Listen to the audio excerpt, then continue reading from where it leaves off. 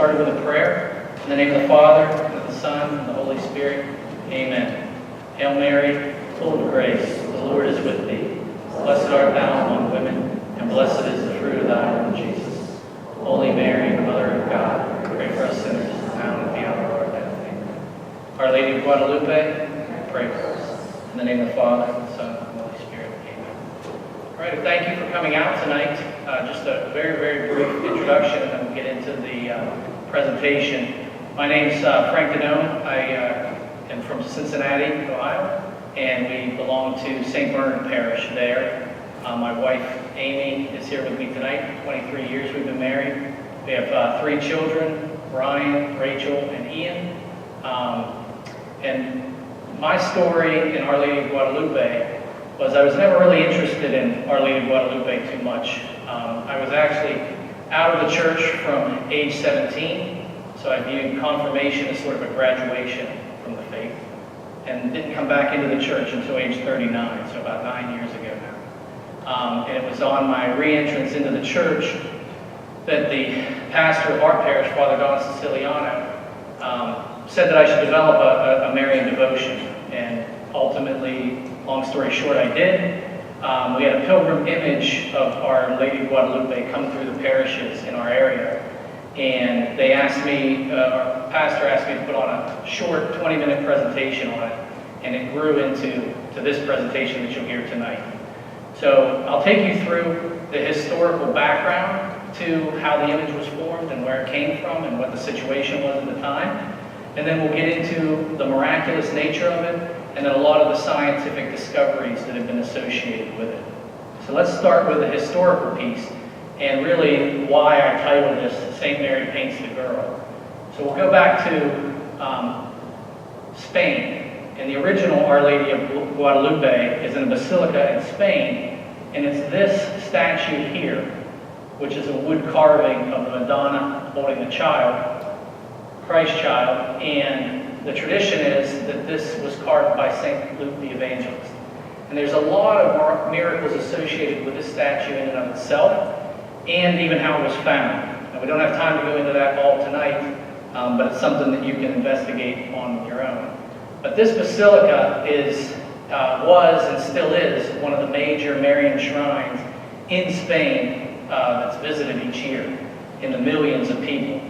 And the reason it matters to this whole story, or part of the reason, is that Christopher Columbus, when he went to Queen Isabel, King Ferdinand to get funding for his voyage, after they said yes, Queen Isabel made it a stipulation in order to get the funding that they visit this basilica together, which wasn't a big deal for Columbus because he was very Marian. He had a very big Marian devotion. So they visited the shrine before his voyage, and he entrusted or consecrated his voyage to Our Lady of Guadalupe. And Cortez did the same thing, and I'll talk about that a little bit, when he actually made his voyage to Mexico in 1529, that would have been. So a little bit of foreshadowing the image, I believe, is Columbus's ships.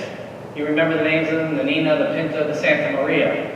Well, if we switch the order of that, because we seem to always say it in that order, to Santa Maria Pinta Nina, that would translate to St. Mary Paints the Girl. So that's why the title of the presentation may sound a little bit odd. But I believe it foreshadows the image. So we'll get into what happened or what was going on in that Mexico area, the area of Mexico, right before the apparitions. So the Aztecs would have been conquered about 10 years before, in 1521. Shortly thereafter, Spain sent over a group of government officials to set up a civil government in the area to rule over that area. But it was extremely, extremely corrupt. It would enslave the Aztecs. They were shipping the Aztecs to other countries, starting a slave trade of their own. So very, very corrupt. Cortez actually pushed against them in trying to stop all this. But he was brought up on charges that he had to go back to Spain to answer to the king on. So he was out of the picture at this time. So the civil government was given free rein to really do whatever they wanted at the time.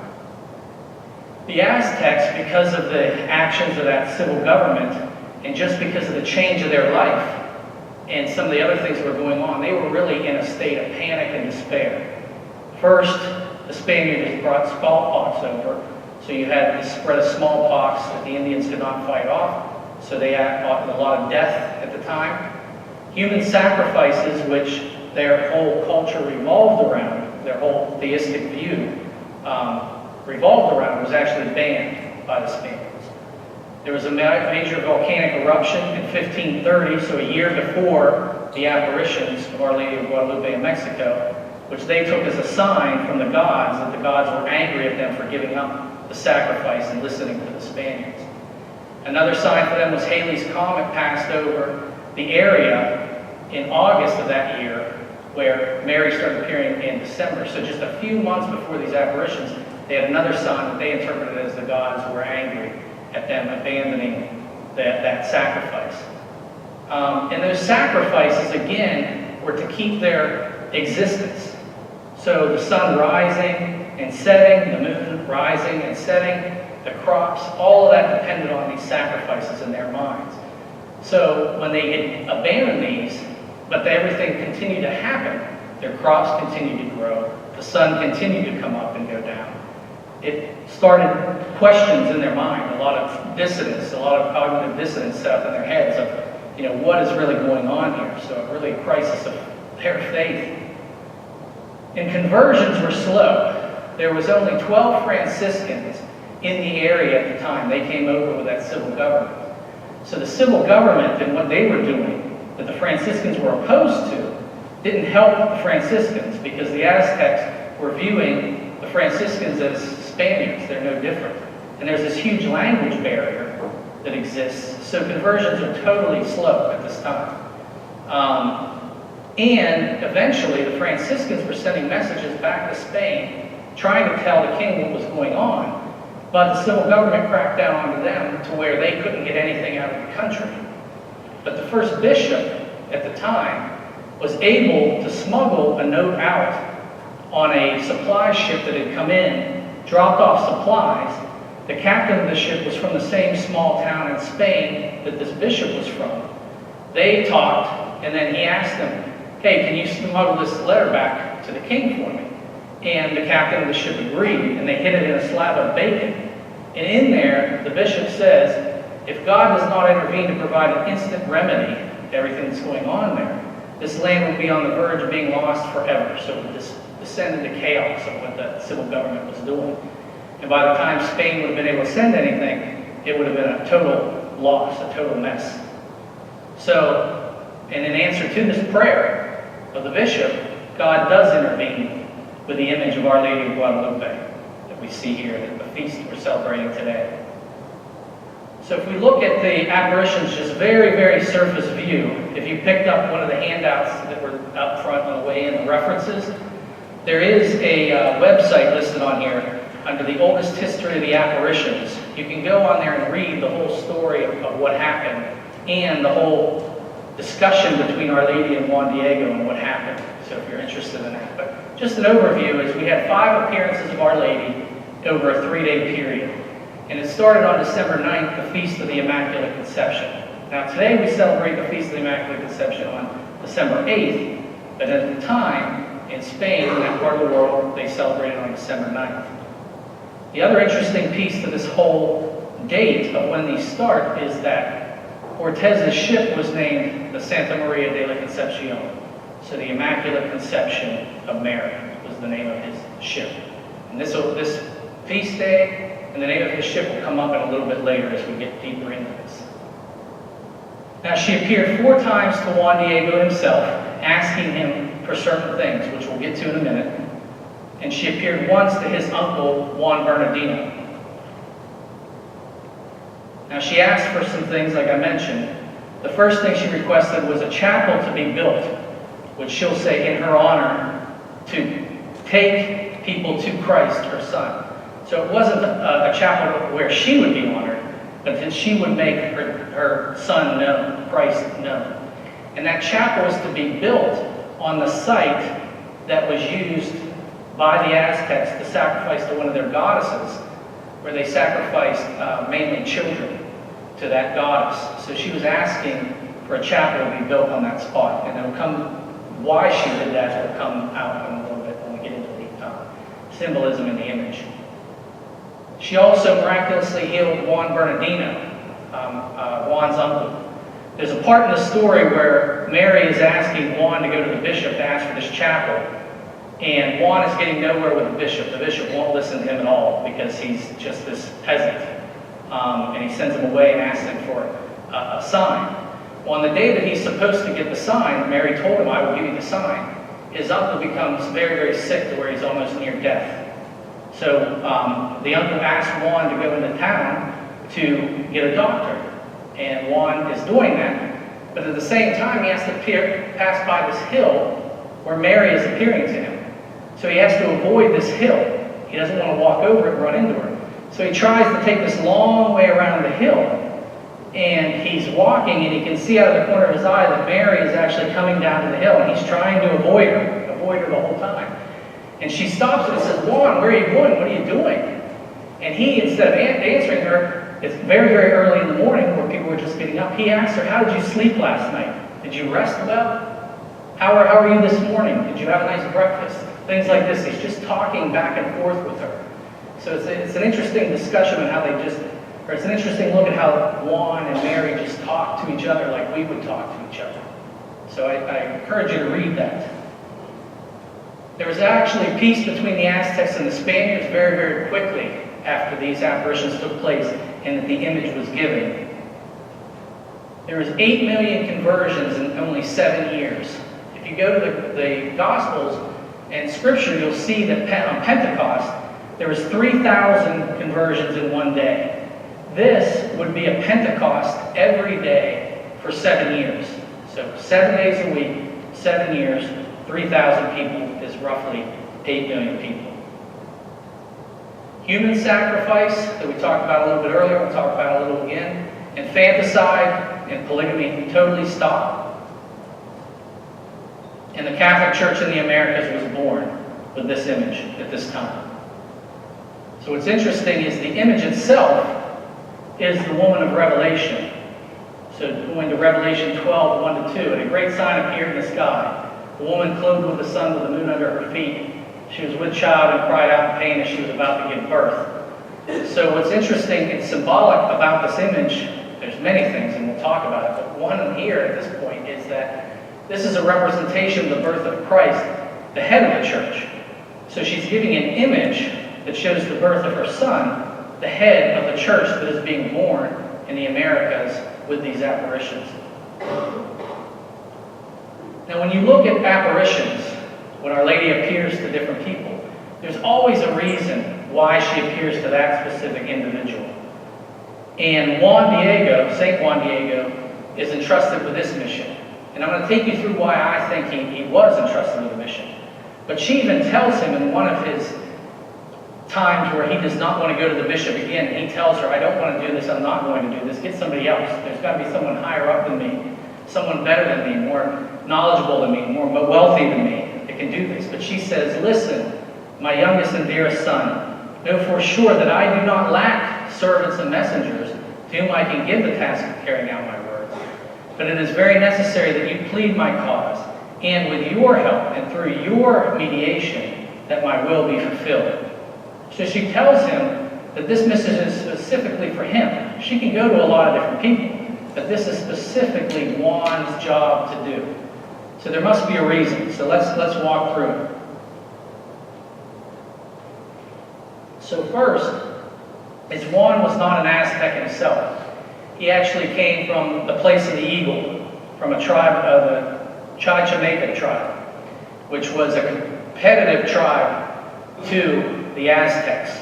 They had wars and different things, the flower wars in that area, where the Aztecs warring against the surrounding tribes. And we'll talk more about that, why, the main reason for those.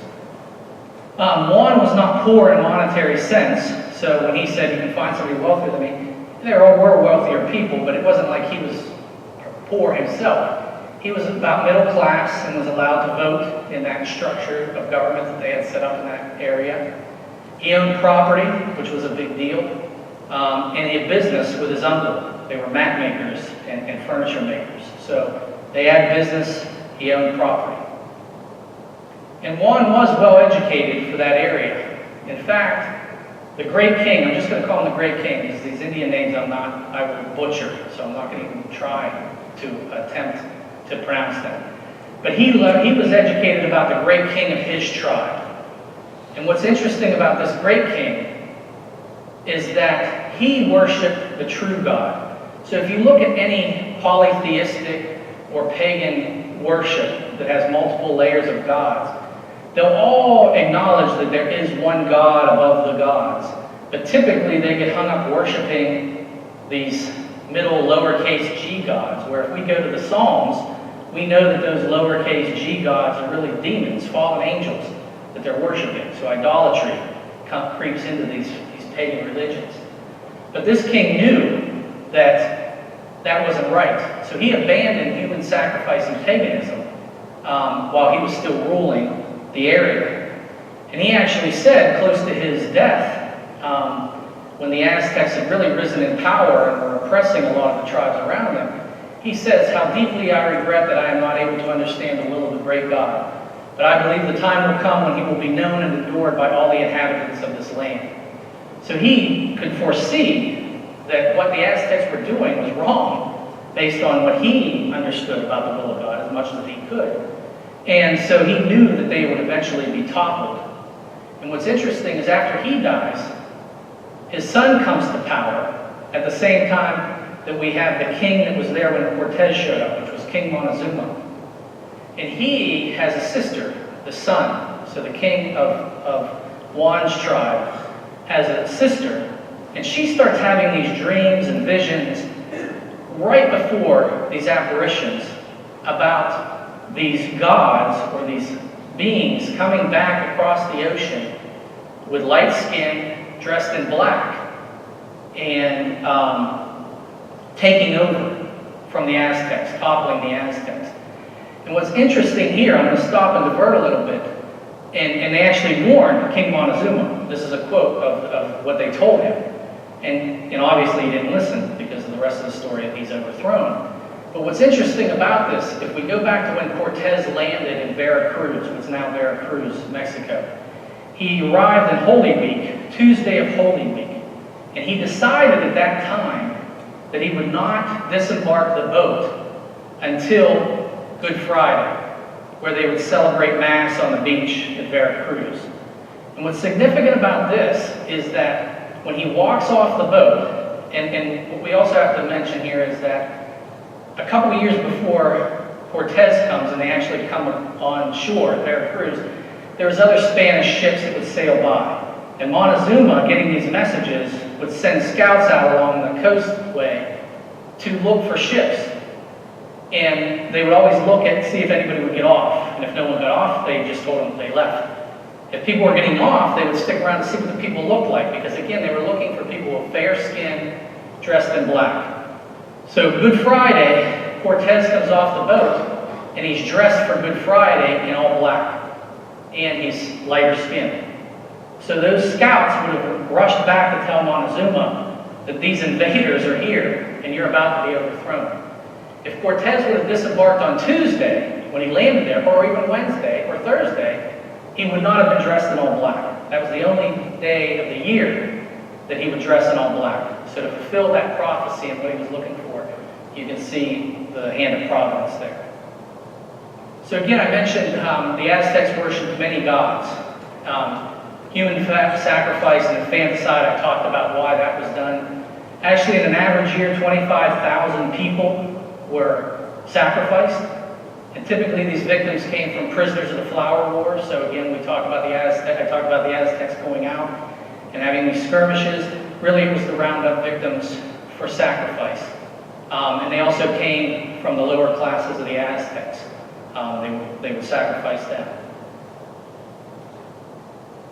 Now, there is a first-hand account written by Bernal Diaz of the conquest of New Spain, or what became Mexico.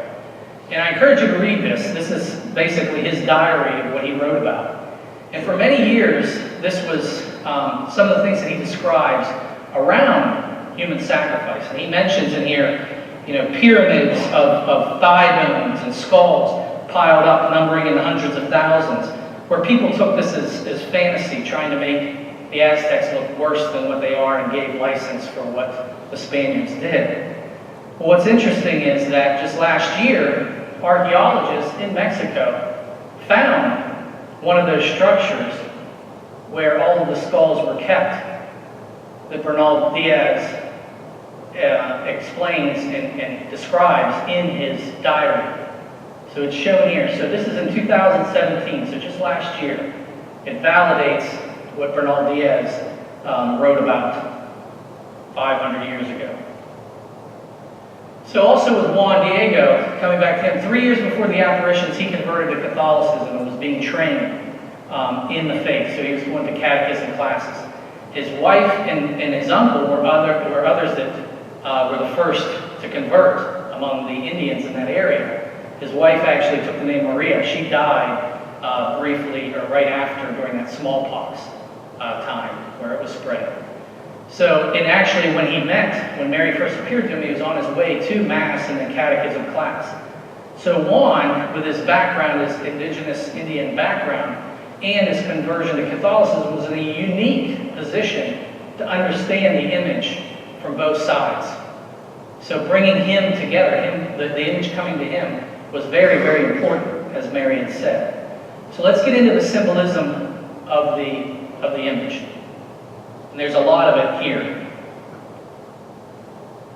So we'll start with the loose hair that she has. You can see here the black hair hanging down. It's not tied up. It's loose. So she's an unmarried woman. The Aztecs would have seen that. The brooch that she's wearing around her neck has a cross on it. So this would tell them that she's sacred and divinely protected, like a temple. This cross actually matches the cross that would have been on Cortez's ships that they saw off of the coast of Mexico. So it would have started to build that connection with, not all the Spaniards are bad. The black sash and the belt around her waist that we see under her folded hands would mean she's a chaste, pregnant woman. The rays behind her, she's more powerful than the sun god. And again, the sun god was the pinnacle of the gods that the Aztecs worshipped. In consecration to one of their temples, they had human sacrifice. They sacrificed 80,000 people over the course of 4 or 5 days, constantly, 24 hours a day. They stationed them in a nearby town, and they would march in to the temple, be sacrificed, and that just continued until the last one was killed. So for her to be in front of the sun god was a powerful image, because the sun god was the pinnacle, and she is actually standing in front of him, facing him with her back, says that she is more powerful than he is. The mantle with the blue stars, the blue mantle with the stars, and we'll talk a lot more about this coming up, but if this would have said that she's royalty, clothed with the heavens, that she's queen of the heavens, and the stars that have 8 points would have meant rebirth or regeneration of the Aztecs. So it would have told them that a new time, new world, new cosmos is coming with those 8-point stars on the mantle. The robe that she's wearing, it's red, a reddish-brown color, and there's many different types of flowers, and we'll talk about them in a minute. But it means that she is clothed with the earth, meaning she is not divine, that she is actually human from the earth. The whiteness of the fur and the cuffs that she has means she's pure. She's standing on the moon, which was critical as well. The crescent shape meant perpetual virginity. And if you go outside tonight, you'll see the same crescent moon. And then also Mexico means in the belly of the moon. So she is protecting Mexico. And then she's more powerful than the moon god. So in their theology, in the Aztec theology, the moon and the sun were in constant competition, because when the sun would go down, the moon would come up, and they would worry that the moon would keep the sun down, so they could do sacrifices to make that turn back over. So by her standing in front of the sun god and standing on the moon god, she's more powerful than both, but also bringing them into harmony through her. And her posture says a lot too. The hands folded in prayer, the head bowed. So she's honoring someone higher than herself. She is not to be praised or given that ultimate worship. There's someone above her. And then also, if we look here, you can see a little shadow here, which would be near her knee, and then her foot moving. So she's in motion. So people aren't to come to her to worship her. She is actually going to go to them. She's not going to stay and wait for them to come to her. So the flowers would also tell a big story to the Aztecs. And the most important one on the whole image is right here under the sash that meant she was pregnant, also called the flower of the sun. So this is a 4-petal flower. So you can see there's a circle in the middle with 4 petals. Those 4 petals are like a compass. So they show the directions of the earth: north, south, east, and west. So that center, because of that, the petals, this flower meant that center was where heaven intersects the earth. And that is right over, where the child is in her womb. So it's the only one on the tilma as well. So this would have said to the Aztecs, with all of this, putting all this together up to this point, that she's a virgin mother of a divine child, and that the child is the center and ruler of the universe. The next set of flowers are the Mexican magnolias that are shown here. There's 9 of them. They're large heart-shaped flowers that are spread across the image. And these represent the 9 levels of the underworld. So again, in the Aztec theology, hell to them would have been 9 levels, and they had to fill those up with hearts. That's why when they did human sacrifice, the heart, the actual beating heart of the victim, was the most critical portion of the sacrifice, because those hearts were then filling up the underworld. So the seeds of these are bright red, like drops of blood. So they would have made a connection between hearts and blood. And they also look like a bishop's mitre. So the hat that the bishop would wear, that the Aztecs would see, and the indigenous people would see, would look very similar. So again, they would say, okay, the bishop is okay. He's part of this woman, that we can trust him. So again, what it would say, again, putting these things together, it would say that the 9 levels of the underworld were filled with the hearts, and our Son, the Son of the true God, is the final, once and for all sacrifice. So no more need of human sacrifice. And it did stop that quickly. Again, during those periods leading up to this period of time, there was some tribes still continuing to sacrifice, and the Spaniards would squash that. Well, after this image was shown and people got to know it, human sacrifice stopped. There was no more of it. The last one are the cross-shaped 8-petal stars that are spread again throughout the robe that represents the earth. And these signify new life. So while the stars, a new heavens, had 8 points, the flowers with the 8 points show new life on earth. So a whole new period of time was entering into existence. So this woman is bringing the Son of the true God for them for a new start, so they can leave that past life behind, and the whole human sacrifice that goes with it, and they can turn to the missionaries, because of those ties with the cross and the bishop's mitre, turn to them to get their catechesis and learn about the true God. Okay, now if we switch to the Spaniards, so that takes care of the Aztecs. The Aztecs saw that in this image, and it changed their life. Well, the bishop, why was he so amazed with this image? Well, what this is formed on is Juan Diego's tilma. So what a tilma was is it's a cloak, an overcloak that the Indians would wear, and they would use it to gather things up and to carry around. Or they could just wear it as a coat, an overcoat. So when Juan Diego comes in and shows that image to the bishop, he would have remembered this statue in this basilica. And you'd say, well, this statue doesn't look anything like this image. What are you talking about? Well, if we're standing looking at this statue this direction, and we turn this direction, we would see this image directly across from it. And if we compare this image that the bishop would have been familiar with to the image left by Our Lady, you would see the angel being the same, the moon being the same, the rays behind her being the same.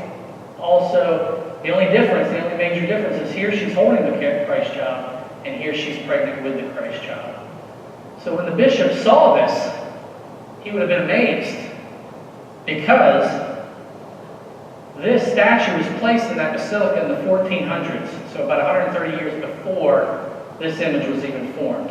Juan Diego would have known nothing about this statue. This is called the Statue of the Immaculate Conception, which we should remember was the name of Cortez's boat, and the date of her first apparition. So when Juan Diego unfurls the tilma that he's wearing, and that image appears, the bishop drops to his knees, and you can read this in the story, drops to his knees, and he apologizes both to God, to Mary, and to Juan Diego for doubting him, because again, he had tried to see the bishop many times, and the bishop turned him away until he brought the sign. Okay, so that takes care of the historical portion of this. Let's talk about the miraculous nature of the image.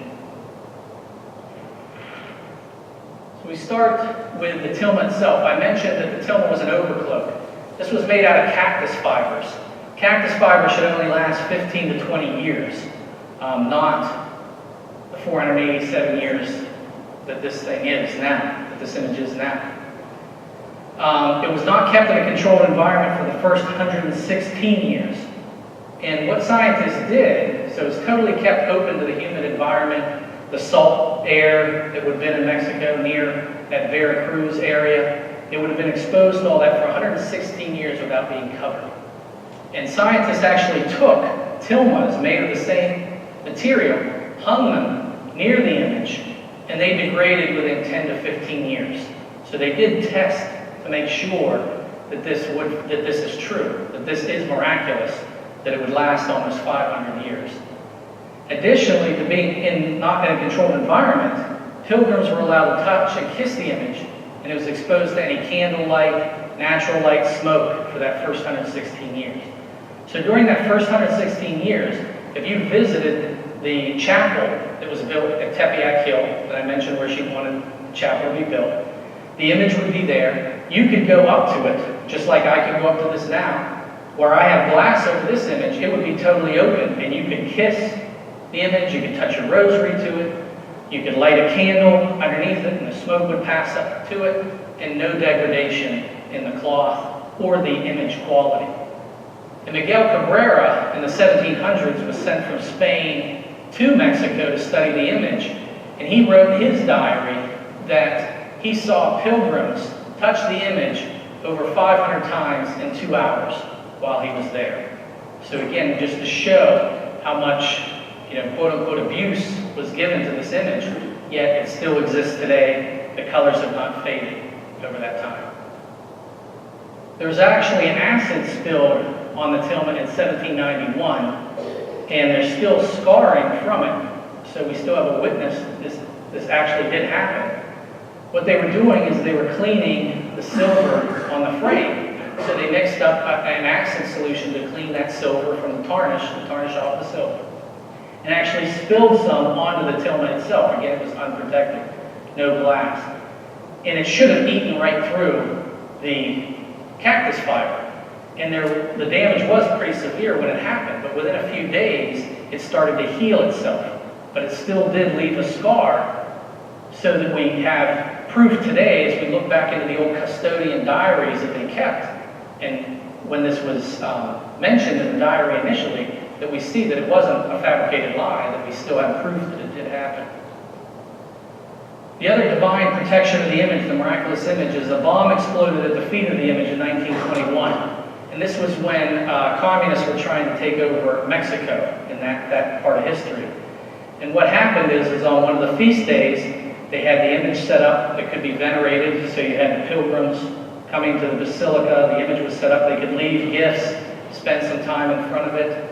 Mass was said, a cross was set next to it. And what happened was, and this is the actual cross that was there, and you go to the basilica in Mexico City today, and that cross is on display just like that there. What happened is one of the pilgrims was a communist sympathizer and had a flowered pot, and in the pot was a bomb.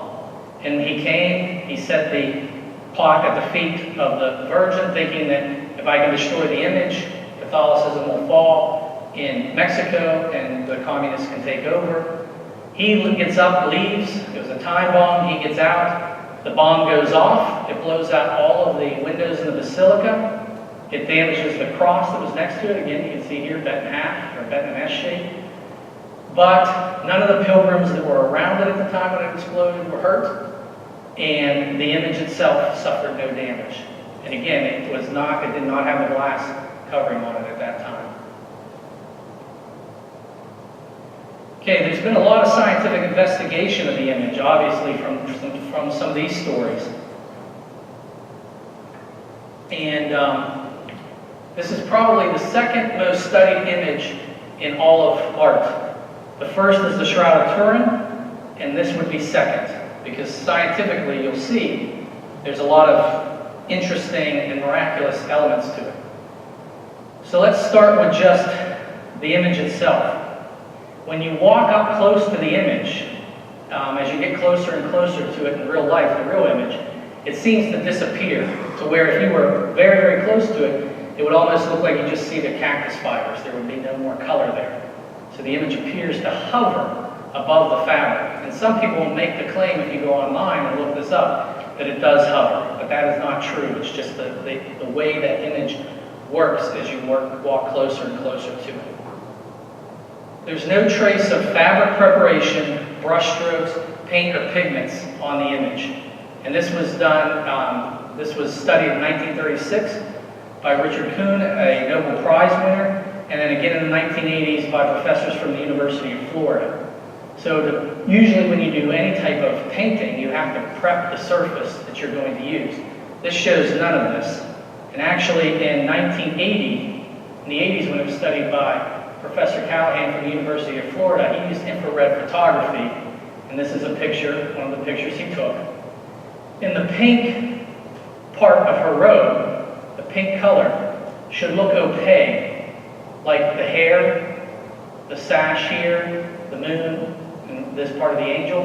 The whole robe should light up like that as well, and it doesn't. It stays translucent to this technique. So it shows that this colorant, the colors that are used on here, do not respond like typical colorants do. And he said this, he left this quote, he said, "Studying this image has been the most moving experience of my life." He got that same strange feeling that others did who worked on the Shroud of Turin. There was a big Turin study, or Shroud of Turin study, in the late 70s, and many of those people that studied that converted. Professor Callahan actually converted to Catholicism after studying this image. Again, Don Miguel Cabrera, who I mentioned before, who witnessed all the pilgrims touching it, when he's there in 1751, he noticed that there's 4 different painting techniques that are used on this. Oil painting, opaque watercolor, al tempe, and fresco. And all of these would require different surface preparation techniques, and there is no surface preparation found. And he writes back to Spain that he believes that this is symbolic of the 4 Gospels, is why there's 4 different techniques. Now the eyes are extremely interesting, and they're probably one of the things that have been studied the most on the image. And while this may be hard to believe, in '56 there was 2 optometrists studied how light reflects in the eyes. And I don't know anything about the eyes or ophthalmology or optometry or anything, so I'm going to try to explain this the best I can. But for you to be able to see an image in 3 dimensions and put it in space, the way your lens and your cornea work is that if an ophthalmologist was looking in your eye, he would see 4 images, the same image, 3 spaced apart like this, pointing in the right direction, and then a 4th that was upside down. And when they look into the eyes on the tilma, they see the same effect. Because in 1929, a photographer took an image of the eyes, blew it up, and thought that he saw an image of a person in the eye. But it was kept confidential by the Franciscans that were running the basilica upon further confirmation. So in 1951, an artist came there and used a very powerful magnifying glass to look at the lens, or the eyes, and he said the same thing, even though he wasn't aware that in 1929 these images had been seen, because they never made it public. So once the Franciscans had those 2 points, they started an independent commission to go and look at this further, and in 55, they actually did find the figure, which they believed was Juan Diego, by an independent commission, and the results were made public for the first time. So since then, in the 80s, 90s, and even a few years ago, they've continually used newer technology, newer techniques to look at the eyes. And what they actually see is that in 79, they identified 13 people in her eyes, and these eyes are only 1/3 of an inch in diameter. So if we look, these are the 13 images in the eyes, and we can break it into 2 groups.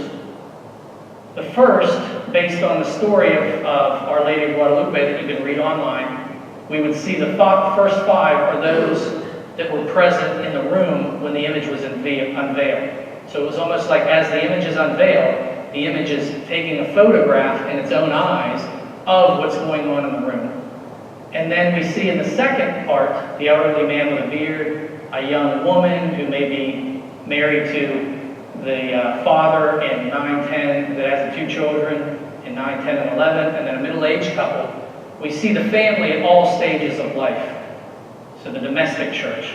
So we have the hierarchical church, the institutional church, as the first 5, and we have the domestic church, the family, as the bottom. And now, why this is important, I'll come to in a little bit.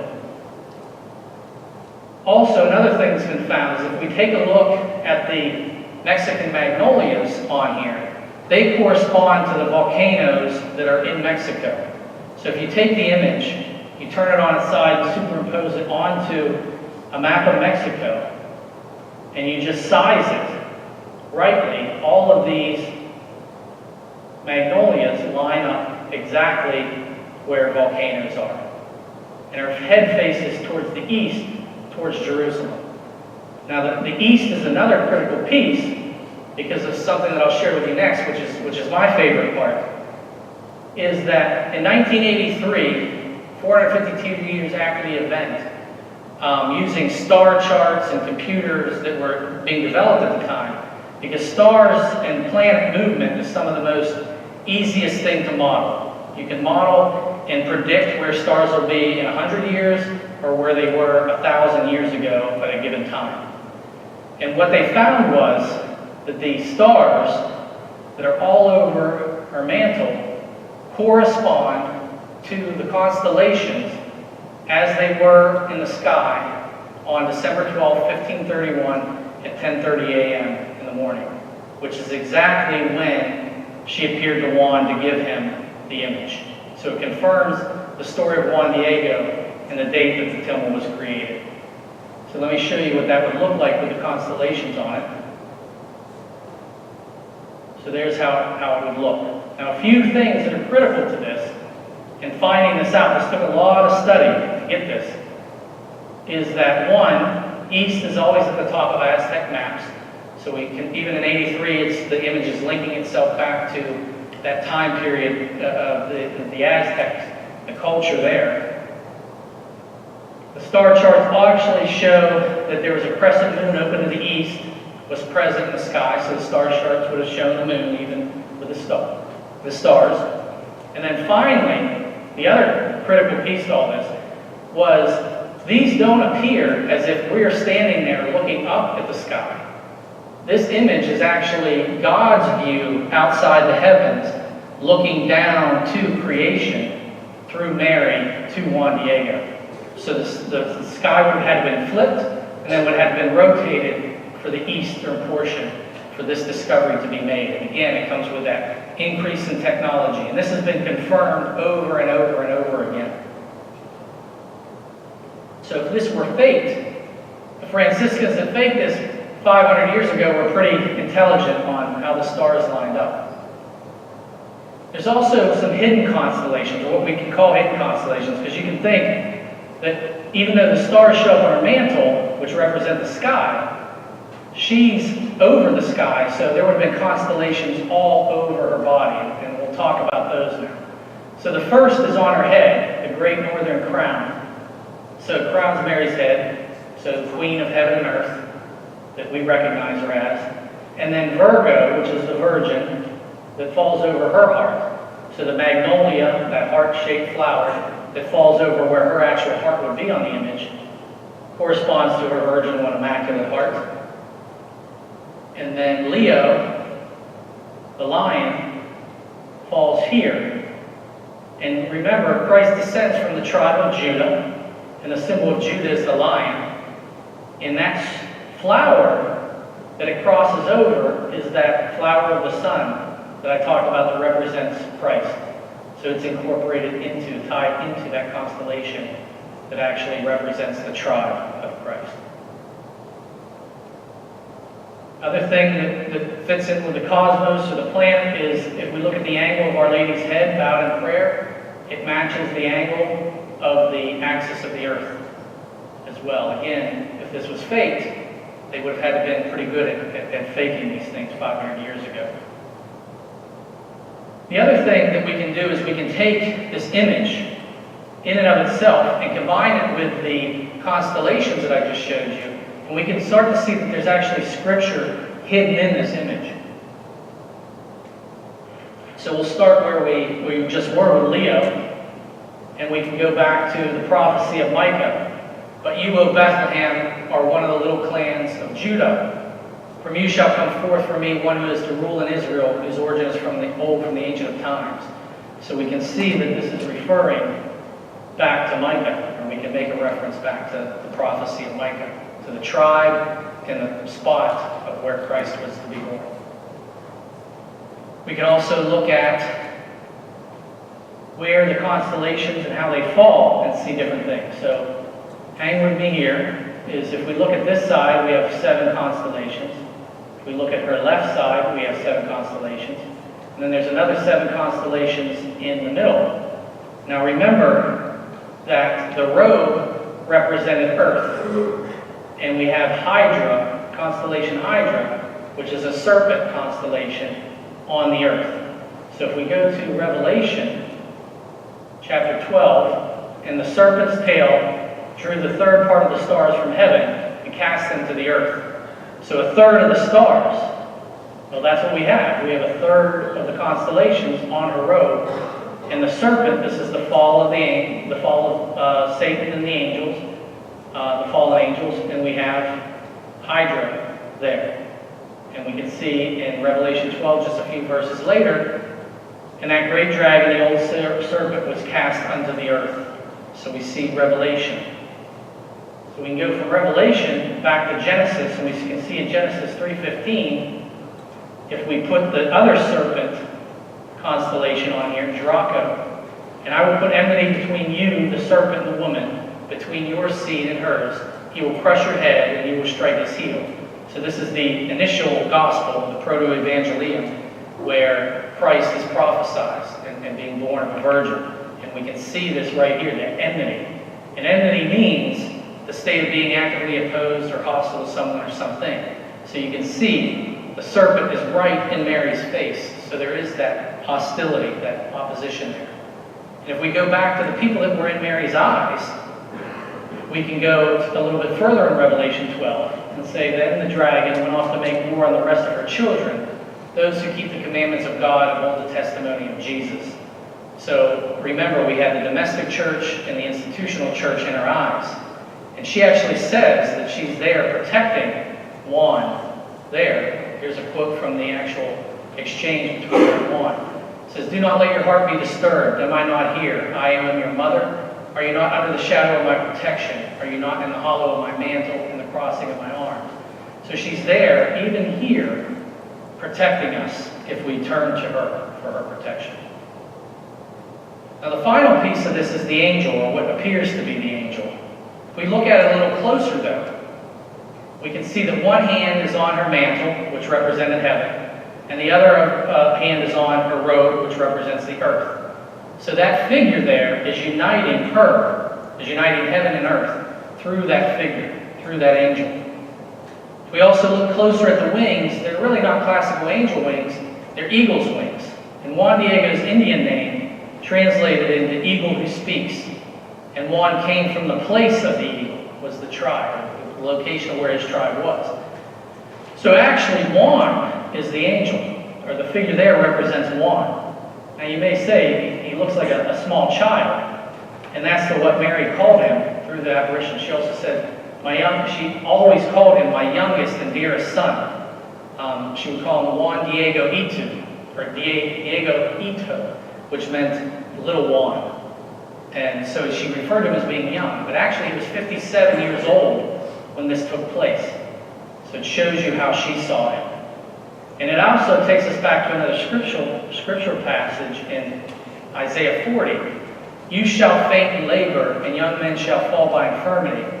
But they that hope in the Lord shall renew their strength. They shall take wings as eagles. They shall run and not be weary. They shall walk and not faint. So again, referring to Juan's mission here, Juan wanted to give up. He didn't have the strength to carry on. So by turning and helping Mary and working with the mission that she gave him, she was given strength. She was given that grace, the grace that we all need to carry forth on our missions that we're given.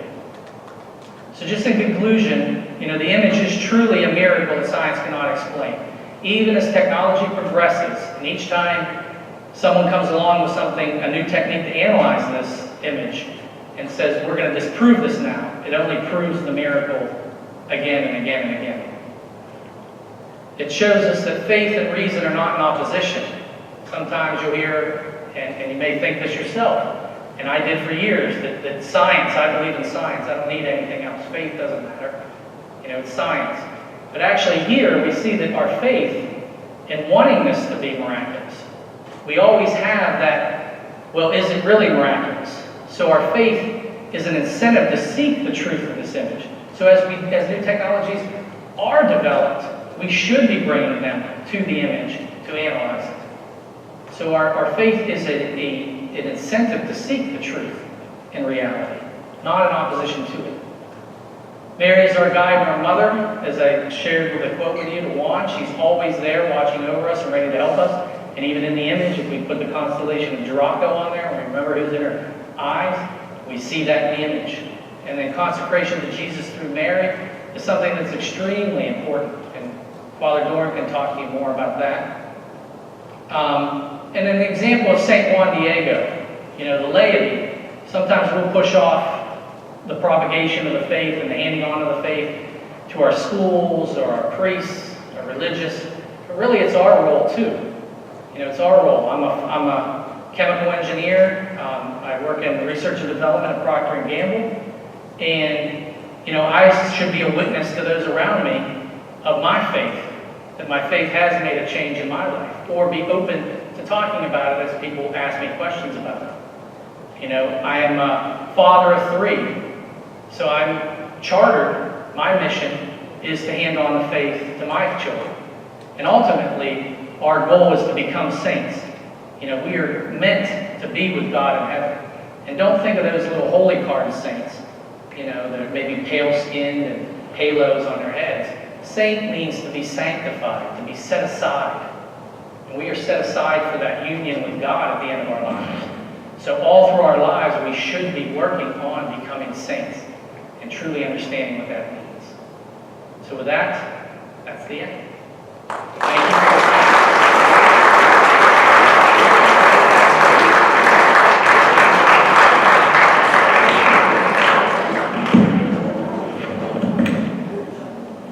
Okay, very good. Just 1 minute, okay. So I want to emphasize something he said. So in the image, okay, and we have up here, this is a life-size replica of what you have in Mexico City with the tilma. That was the cloth. Now let's look at this one though. So the Aztecs immediately saw with the loosely parted hair, virgin. That was how virgins wore their hair. This sash means she's pregnant. That's pregnant women wore those sashes around the abdomen. Okay, and then the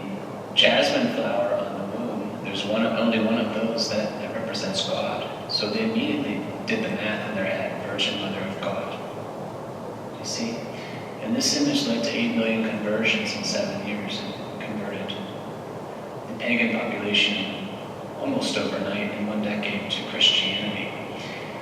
The more you learn with this image, it blows your mind. The more we advance scientifically, it just blows your mind. So I hear from the kids, they say, I've heard this before, why are there not miracles? There are. You need 2 miracles to confirm 2 miracles to canonize a saint. Besides that, you have, this I think is the greatest miracle in Christianity. The more we learn of it, and I tell people, even things that we cannot exhaust in a 1-hour presentation, the marvels pertaining to this. I tell people other marvels pertaining to this, and they say, you've got to be kidding. I say, look it up. There's much more to learn with this. But you know, when you have faith crisis as you go in your life, well, you cling to miracles like this. The Christianity and Catholicism, Catholic Christianity is real and it is true. Okay, good. So, and this is the perfect image for Advent, right? Because we have Advent. Advent means coming. We expect the first coming of Christ, right? And this is, she's pregnant with the Christ child. So this is really an image. The focal image is Jesus. This is, if you know how to look at the image, this is not just Mary, but she's pregnant with the Christ child, with the God child. Okay, and this is what she looks like. This is what the Holy Virgin looks like. This is a God-given image. If you want to know what the Holy Virgin looks like, this is it. This is she. Okay, good. God bless you. In the name of the Father, and of the Son, and of the Holy Spirit.